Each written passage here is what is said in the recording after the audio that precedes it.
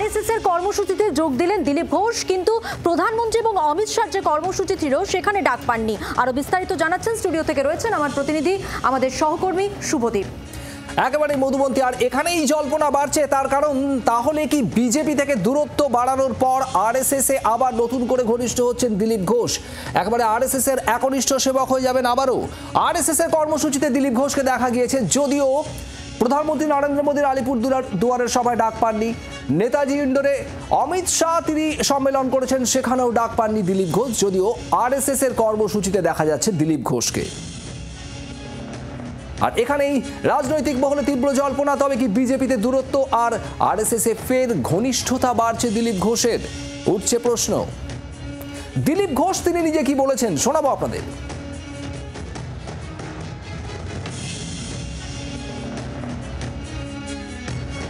আমাকে এই বৈঠকে ডাকা হয়নি। আমার মনে হয় আরো কয়েকজন প্রাক্তন রাজ্য সভাপতি আছেন যাদেরকেও ডাকা হয়নি। তো ডাকা হয়নি যখন, যেখানে সাংগঠনিক বৈঠক সেখানে যাওয়াটা আমাদের কাছে নিয়ম নয়। যাদের ডাকা হয় যেটুকু বলে সেটুকু করাই আমাদের ডিসিপ্লিন। সেভাবে আমাকে ডাকা হয়নি বলে আমি যাইনি। তারা ডাকছেন, তারা জানেন কেন ডাকা হয়নি। যারা আমাদের পার্টিতে নতুন নেতৃত্ব এসেছেন তাদের উপর পার্টি দায়িত্ব দিয়েছে, তারা কাজ করছেন। বৈঠকে তো কাজের কথা ঠিক হয়, তারা যাচ্ছেন, ডিসিশন নেবেন, তারা যেটা ডিসিশন নেবে সেটা আমরা পালন করবো।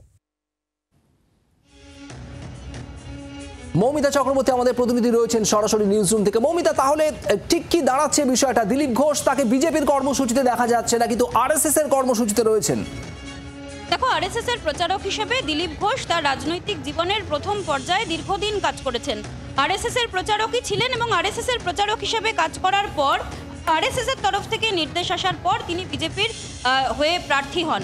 বিজেপির প্রার্থী হওয়ার পর কোনো রকম যে নিয়ম, সেই নিয়ম অনুযায়ী আরএসএস এর প্রচারকের কাজে আর থাকা যায় না। কিন্তু এই মুহূর্তে দিলীপ ঘোষ তিনি রাজনৈতিকভাবে বিজেপির সঙ্গে তার যে দূরত্ব বেড়েছে তা বলার অপেক্ষা রাখে না। অমিত শাহ যেদিন কলকাতায় তিনি মিটিং করলেন, সেদিন দিলীপ ঘোষকে দেখা গেল তাৎপর্যপূর্ণভাবে আরএসএস এর কর্মসূচিতে, যে কর্মসূচিতে দীর্ঘ একটা সময় তিনি কাটালেন। আরএসএস এর এই কর্মসূচিতে উপস্থিতি নিয়ে খুব স্বাভাবিকভাবেই অত্যন্ত গুরুত্বপূর্ণ বলে মনে করা হচ্ছে। বিজেপির নেতৃত্ব এই বিষয়ে কোনো মুখ খুলছেন না, তারা কিছু বলতে চাইছেন না, তারা কেন্দ্রীয় নেতৃত্বের দিকে আঙুল দেখাচ্ছেন। একেবারেই বোঝা যাচ্ছে মৌমিতা, ধন্যবাদ। বাংলার আওয়াজ, বাঙালির আবেগ, জি 24 ঘন্টা।